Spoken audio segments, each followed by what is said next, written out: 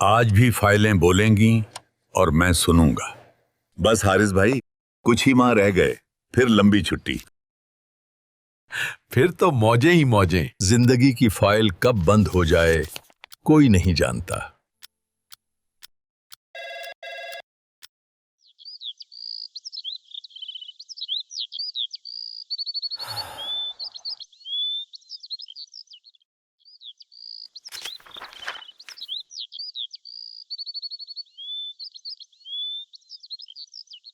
آپ آرام بھی کیجئے، مگر میرا مشورہ ہے کوئی مصروفیت ضرور ڈھونڈیے گا، اس سے آپ کا پروگریسو ٹائم گزرے گا۔ ہاں، آپ نے بالکل صحیح کہا، میں بھی کچھ ایسا ہی سوچ رہا تھا۔ ایک خیال ہے کہ ایک چھوٹی سی دکان کھولی جائے، شاید محلے کے بیچ میں۔ آرام سے آرام سے، اس میں بسکٹ ہیں بھائی، ٹوٹ جائیں گے۔ رکھو بھائی، یہ بسکٹ ٹوٹتے ہیں۔ چچا چچا، یہ سیٹی کتنے کی ہے؟ بیٹا، یہ 10 روپے کی ہے، تمہارے لیے خاص قیمت ہے۔ کبھی کبھی نیا سفر زندگی کے سب سے حسین لمحے واپس لے آتا ہے۔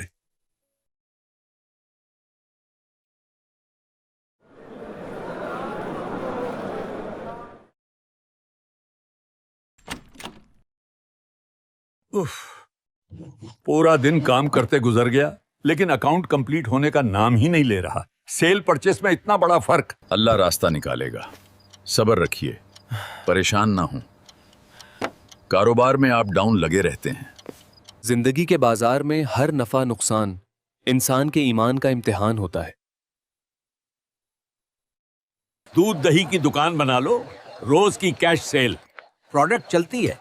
اگر یہی بہتر ہے تو کوشش کر لیتے ہیں۔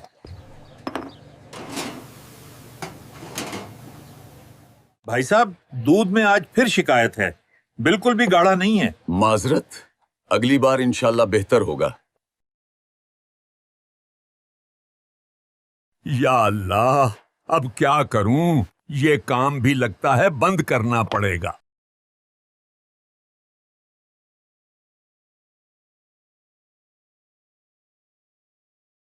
آپ پریشان کیوں ہو؟ خیر تو ہے؟ میں نے ساری زندگی سرکاری دفتر میں نوکری کی اور وہاں کی سیاست کی تکلیفیں برداشت کرتے ہوئے 60 سال کی عمر میں ریٹائر ہوا۔ میرا خیال تھا کہ اب میں اپنی مرضی کا بزنس کروں گا اور بڑھاپے کے دن سکون سے گزاروں گا، مگر مجھے کیا معلوم تھا کاروبار میں تو دھوکہ ہوگا۔ کوئی دوسرا کاروبار کر لیتا ہے۔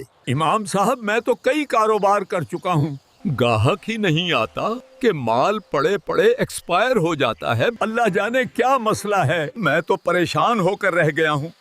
کسی حاسد کی نظر لگ گئی ہے یا پھر کسی نے کاروبار پر بندش کروا دی ہے۔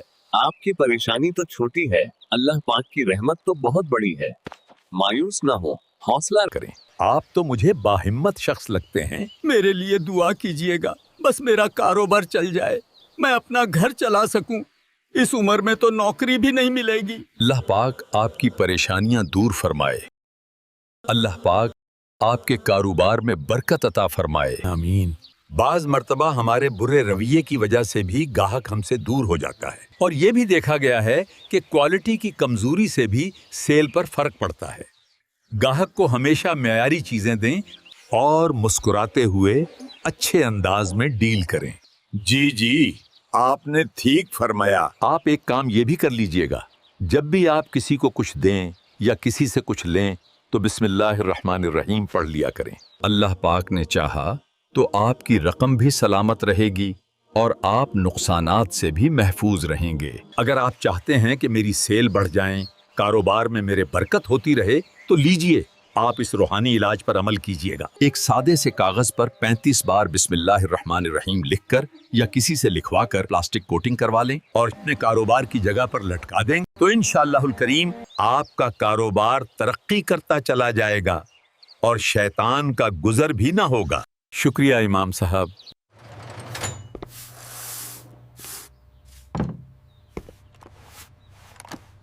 جی، کیا درکار ہے؟ بس یہی خوش مزاجی چاہیے، بچوں کے بسکٹ بھی دے دیجیے۔ ضرور، بچوں کی پسند کا خاص خیال رکھا جاتا ہے یہاں۔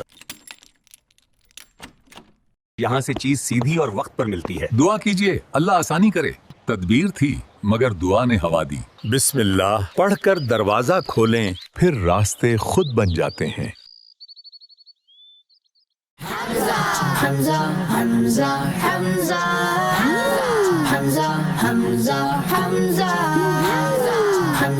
Hamza, Hamza, Hamza, Hamza, Hamza, Hamza.